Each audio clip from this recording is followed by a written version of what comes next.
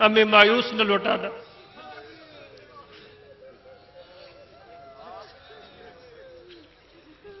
اے میرے مولا، ہمیں تو یہ سلیقہ بھی نہیں تھا، پتہ بھی نہیں تھا، اگر کچھ ہمیں علم ہوا تیرے حبیب کے ذریعے ہوا، ان کے تصدق سے ہوا۔ ان کی عنایتیں، ان کی مہربانیاں اتنی بڑی جس کا بیان کرنے کی ہمت زبان کو نہیں۔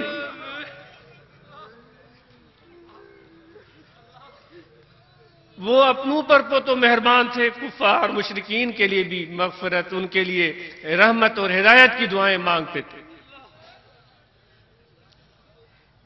تو میرے دوستو، یوم لا ينفع مال ولا بنون الا من اتى اللہ بقلب سلیم، وہ سلامتی والا قلب، اس کو مد نظر رکھیں، اس کو سمجھیں۔ جب یہ ہمیں اس چیز کی سمجھ آ جائے گی کہ قلب سلیم کیا ہوتا ہے، تو پھر اس دل کی پیدائش کا غرض بھی ہمیں سمجھ میں آ جائے گا۔ ہاتھ ملا ہے، یہ بھی نعمت ہے۔ اگر تم اس کو ایسے استعمال کرو جس کے لیے اس کو اللہ نے نہیں پیدا کیا ہے، تو اللہ تم سے پوچھے گا، یہ میں نے تمہیں نعمت دی تھی، اس کو تو نے اس طرح کیوں استعمال کیا؟ یہ آنکھ اللہ کی نعمت ہے، ایسے استعمال کرو جو کہ اس کا استعمال نہیں، پوچھے گا۔ پاؤں اس کی نعمت ہے، زمین کے خطے یہ اس کی نعمت ہے۔ جو ان کا کام ہے وہی ان سے کام لینا چاہیے۔ میرے آقا و مولا حضرت صلی اللہ علیہ وسلم کی ایک روایت ہے کہ آپ نے فرمایا، بہت حسین مثال کے ذریعے صحابہ کو فرمایا کہ ایک شخص بنی اسرائیل کے انبیاء کے دور میں سے کسی بیل پر چڑھ کر سفر کر رہا تھا۔ تو بیل نے اس بندے کو کہا کہ تو مجھ سے کیا کام لے رہا ہے؟ مجھے اللہ نے سواری کے لیے تو نہیں پیدا کیا کہ میرے پیٹھ پر تم چڑھ کر بیٹھو۔ تو حضور نبی کریم صلی اللہ علیہ وسلم نے اس روایت میں ہمیں یہ درس دیا ہے کہ بیل کا جو کام ہے وہی بیل سے لینا چاہیے، گائے کا جو کام ہے وہی گائے سے لینا چاہیے، بھینس کا جو کام ہے وہی بھینس سے لینا چاہیے، اسی طرح اعضاء کا جو کام ہے وہی اعضاء سے لینا چاہیے۔ اگر اس کے علاوہ کام لیتے ہیں تو وَلَئِن شَكَرْتُمْ لَأَزِيدَنَّكُمْ وَلَئِن كَفَرْتُمْ فَإِنَّ عَذَابِي لَشَدِيدٌ، پھر یہ کفران نعمت میں شمار ہوگا۔ بھئی جو مشکلات آئی ہیں تو کوئی تو وجہ ہے، ہماری بدعمالیوں کا وجہ ہے، جس وجہ سے یہ پریشانیاں اور مصائب و آلام آ رہے ہیں ہمارے اوپر۔ تو یہ دل اللہ تعالیٰ نے کس لیے خلقا ہے، کس لیے پیدا کیا ہے؟ قلب المومن بیت الرحمن، قلب المومن عرش اللہ، رحمان کا گھر ہے، اللہ کا عرش ہے۔ اس دل میں اللہ تبارک و تعالیٰ کی تجلیوں کا ورود ہوتا ہے۔ ذکر اس لیے بتاتے ہیں آپ کو، پھر کہتے ہیں ذکر کرو، پھر کہتے ہیں ذکر کرو، لوگ کہتے ہیں وظیفہ بتاؤ، ہم پھر کہتے ہیں ذکر کرو۔ اس لیے کرتے ہیں کہ اس دل پر اس تجلی کا ورود ہو، تجلی ذاتی حاصل، یہ دل خدا کا گھر بن جائے۔ اگر اس دل سے یہ کام نہیں لیا گیا تو پھر یہ دل کی ناقدری ہوئی، اور اس کے بارے میں بھی ہم سے پوچھا جائے، میں نے دل تمہیں کس لیے دیا تھا؟ پورے بدن کا محور یہ دل، پورے بدن کا مقصود یہ دل، پورے بدن کا سلطان یہ دل، پورے بدن کا حاکم یہ دل۔ میں اگر آپ سے کہوں کہ بھئی آپ مجھے بڑے پیارے ہیں، میں اپنی آنکھ سے آپ سے محبت کرتا ہوں، آپ کہیں گے بھئی یہ کیا بات ہوئی؟ میں آپ کو اگر کہوں آپ مجھے بہت پیارے ہیں، اپنے ہاتھ سے تمہیں محبت کرتا ہوں، آپ کہیں گے یہ کیا بات ہوئی؟ اگر میں کہوں آپ مجھے بہت پیارے ہیں، دماغ سے محبت کرتا ہوں، آپ کہیں گے یہ کیا بات ہوئی؟ دماغ سے محبت کی جاتی ہے کیا؟ یا اپنے والدہ کو میں خط لکھوں یا والدہ مجھے خط لکھے تو وہ مجھے کیا لکھے گی؟ ماں کی شفقتیں، عنایتیں دیکھ کر بھی ذات الہی یاد آ جاتی ہے۔ کس طرح ماں کے دل میں اللہ نے اپنے بچوں کی شفقت و محبت کو رکھ دیا ہے، ایسی مثال کہیں نہیں ملتی۔ او انسانوں، اگر تمہاری والدین دونوں حیات ہیں، ان میں سے کوئی ایک حیات ہے تو ان کے قدموں میں گر کر ان کی خدمت کرو۔ یہ میرے آقا کا فرمان ہے، یہ نہیں کہ تم ان سے منہ موڑ کر جاؤ کہ میں تو اس نیک کام سے جا رہا ہوں، میں تو فلاں جا رہا ہوں۔ نہیں، ان کے قدموں میں گر کر ان کی دعائیں حاصل کرو، اسی میں تمہاری نجات ہے۔ یہ میرے آقا کا حکم ہے۔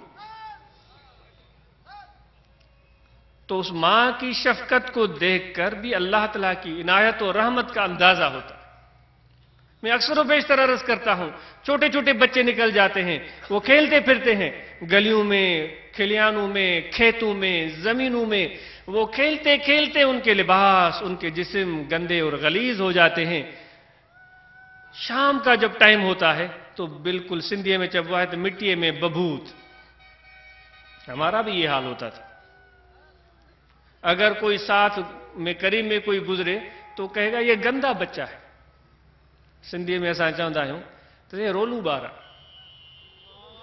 کیر انہیں کہ ہاتھ کو نہ لائی دو، کوئی اس سے ہاتھ نہیں ملائے گا اور ہاتھ ملائے گا کہ بھائی ہاتھ میرا گندا کر دے۔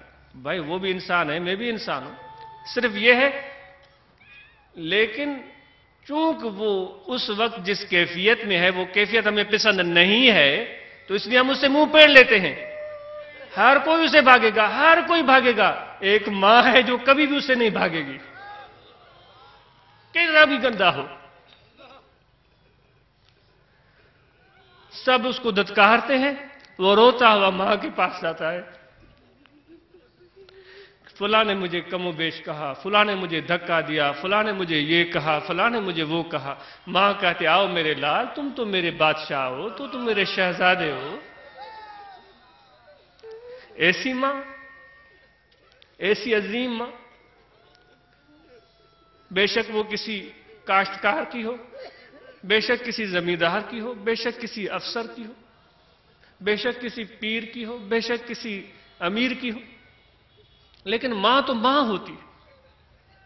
ماں تو ماں ہوتی ہے، اس کو سینے سے لگاتی ہے اور کوئی پرواہ نہیں ہوتی کہ اس کے ہاتھ غلیظ ہیں، اس کا جسم گندا ہے، اس کو نہلاتی ہے، دھوتی ہے، صابن لگاتی ہے، صاف کپڑے پہناتی ہے، پاؤڈر چھڑکتی ہے، خوشبو لگاتی ہے اور اس کے سر میں بالوں میں تیل لگاتی ہے، کنگھی دیتی ہے، سرما لگاتی ہے، بچہ گلاب کے پھول کی طرح نکھر آتا ہے۔ اب جو کوئی بھی آئے گا، باپ بھی آئے گا تو سینے سے لگائے گا، اس کو چومے گا۔ اس کیفیت میں اس کو کس نے پہنچایا؟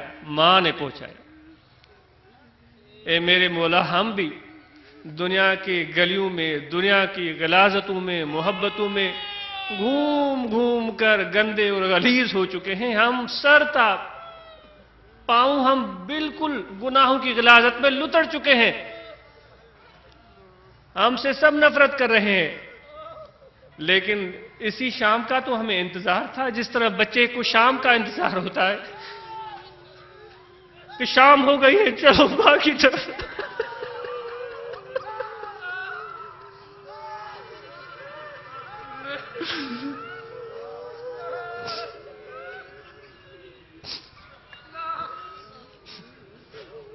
شام ہو گئی ہے، بچہ کہتا ہے چلو ماں کی طرف۔ شام کو بچے کو ماں کی گود یاد آتی ہے۔ دن کو دوست، شام کو ماں کی گود یاد آتی ہے۔ میرے مولا، آج بھی ہمیں تمہاری رحمت کی گود یاد آئی ہے۔ تمہارے بخشش کا کوئی کنارہ نہیں، کوئی انتہا نہیں۔ ہم بدحالی میں، بد افعالی میں، غلاظت میں لتھڑے ہوئے تیری بارگاہ میں حاضر ہیں۔